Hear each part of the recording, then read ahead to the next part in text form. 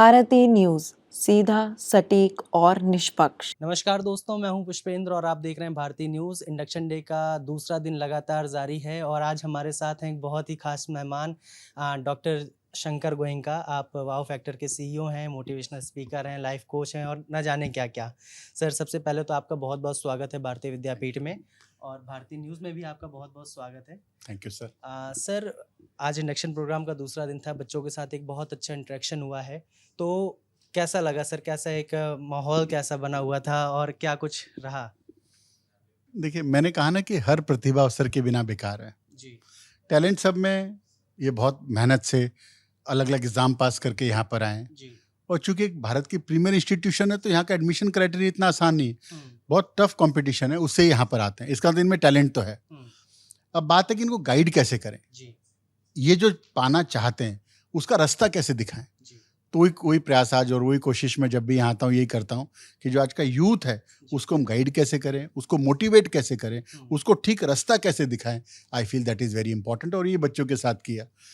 और मुझे लगता है कि कोई भी नॉलेज इनको देनी हो तो खाली वन वे कम्युनिकेशन की तरफ से नहीं है, इनकी बात सुननी भी पड़ेगी, इनको समझाना भी पड़ेगा, इनको बताना भी पड़ेगा, रास्ता भी दिखाना पड़ेगा।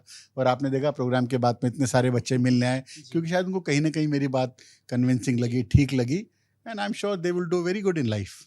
अच्छा सर, जैसे कि अगर हम फ़ोन की अगर हम बात करें, हम गूगल मैप यूज़ करते हैं तो हमें डेस्टिनेशन डालनी पड़ती है, तभी हमें रास्ता गूगल मैप बता पाता है।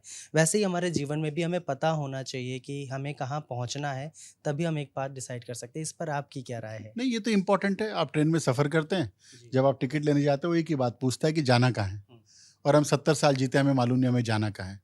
तो मेरा मानना है कि जो बच्चों को सबसे पहले अपना गोल आइडेंटिफाई करिए, उसके लिए पहले 10 पॉइंट लिखिए जो आपको समझ में आता है कि मुझे ये बनना है, ये बनना है, ये बनना है।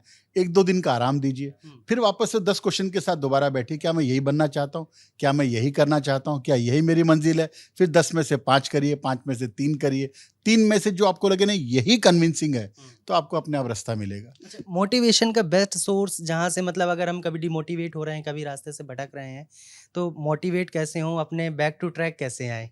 तो कई लोग मुझे पूछते हैं सर, जब सुनते हैं तब बहुत अच्छा लगता है, बाद में मोटिव, तो उसको जिंदा रखने का 2 ही तरीका है। Number 1, read good self help books, and number 2, B in the company of positive people. आप कभी नेगेटिव नहीं होंगे।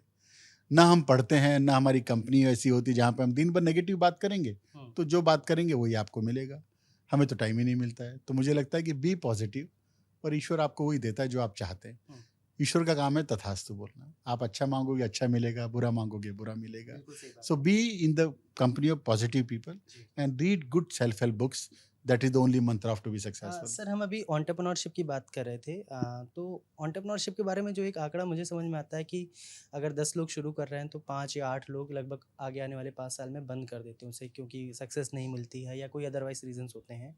तो क्या कारण है कि उन्हें सक्सेस नहीं मिल रही? क्या कारण है उनके बंद करने का? और हम क्या ऐसा करें कि जो हम अपना एक बिजनेस गोल लेके चलें वो 110% सक्सेसफुल रहे, जो अचीव हम करना चाहते हैं वो हम कर लें? तो देखिए, entrepreneurship is not about starting a business. Entrepreneurship is about starting a business which works. तो आपका प्लान ठीक होना चाहिए, उसका फाइनेंशियल मॉडल ठीक होना चाहिए, उसका एग्जीक्यूशन ठीक होना चाहिए, और इन सबसे ऊपर है आपको अपने बिजनेस मॉडल पर विश्वास होना चाहिए कि जो मैं कर रहा हूं ये ठीक है और ये चलेगा, तो काम करेगा। होता है कि आप शुरू करते हैं, फिर आपके मन में रोज आता है नहीं चलेगा नहीं चलेगा नहीं चलेगा, फिर नहीं चलता है। हम 140 बिलियन पॉपुलेशन की कंट्री में यहाँ कोई भी चीज चलेगी। मिट्टी भी बिकती है, पत्थर भी बिकता है, सोना भी बिकता है, हीरा भी बिकता है। बेचने का तरीका, आपका मॉडल, आपका प्रोडक्ट और आपकी वर्किंग और आपका इमोशंस उतना स्ट्रांग होना चाहिए, वो काम करे।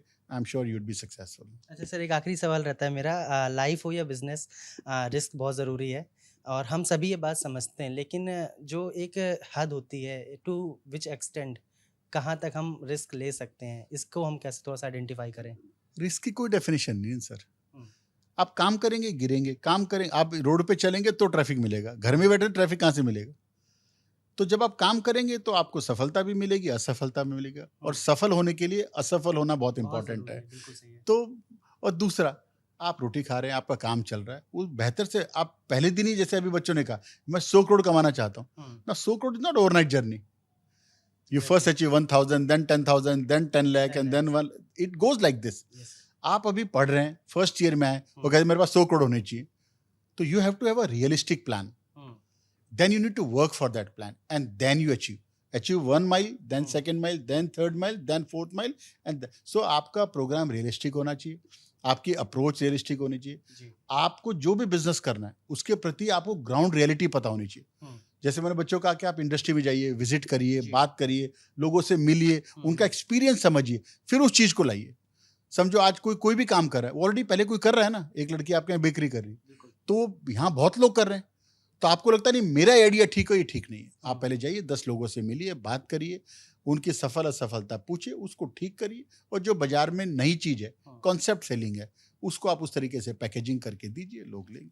अच्छा, हमारी ऑडियंस के लिए एक आखिरी मैसेज दे दीजिए, एक पॉजिटिव मैसेज जिसे वो अपनाएं और हैप्पी लाइफ एंजॉय कर सकें. सो 2 बातें. Number 1, not taking risk is the biggest risk. And number 2, if you try you may fail, but if you do not try you fail by default. Thank you so much sir, हमारे साथ join करने के लिए. मैं doctor Shankar Goenka का बहुत बहुत धन्यवाद करता हूँ हमारे साथ बातचीत करने के लिए. बच्चों के साथ इंडक्शन प्रोग्राम में आज डॉक्टर जी आए और बहुत अच्छा मैसेज मिला बच्चों को, बहुत सारी चीज़ें सीखी हैं बच्चों ने. ऐसे ही ये इंडक्शन प्रोग्राम आगे 4 दिन अभी और चलने वाला है, उसकी पल पल की खबर हम आप तक पहुँचाते रहेंगे. देखते रहिए भारती न्यूज़. धन्यवाद.